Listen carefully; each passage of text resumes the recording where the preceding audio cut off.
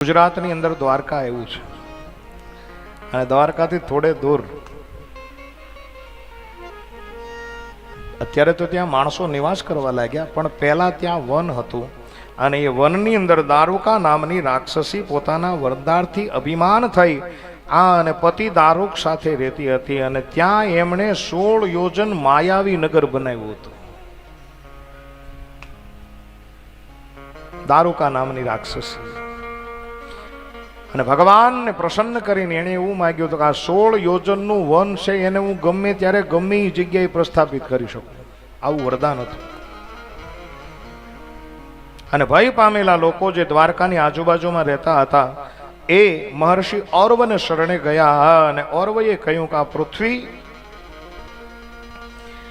રાક્ષસો જ્યાં સુધી હિંસા કરશે તો એ પ્રાણ વગરના થઈ અને નાશ પામશે. અને મરણની બીક લાગતા દારૂકા છે એ આખું વનને લઈ અને 16 યોજનના વનને લઈ અને સમુદ્ર ઉપર રહેવા લાગે, કેમ કે ઋષિ ઔરવનો શ્રાપ લાગી ગયો કે જે કોઈ હેરાન પરેશાન કરશે એ બળી અને ભસ્મ થઈ જશે. અને એક વખત મનુષ્યની નાવથી ભરી અને લોકો બધા નાવ લઈ અને ચાલ્યા જાય છે. એમાં દારૂકાએ જોયું અને દારૂકાએ બધા લોકોને બંદીવાન બનાવ્યા છે.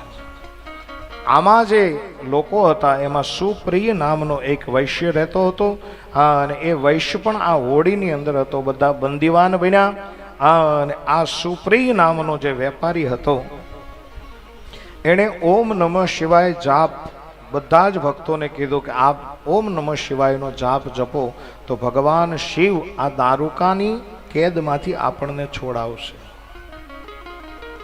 તમામ લોકો ઓમ નમઃ શિવાયનો જાપ કરવા લાગ્યા.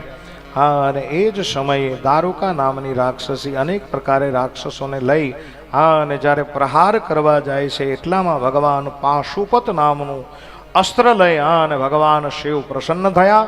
તમામ લોકોને મારી અને સુપ્રિયને એવું કહે છે કે હે વૈશ્ય, તારી ભક્તિ અને શક્તિથી હું પ્રભાવિત થયો છું, પ્રસન્ન થયો છું, તું માંગી લે.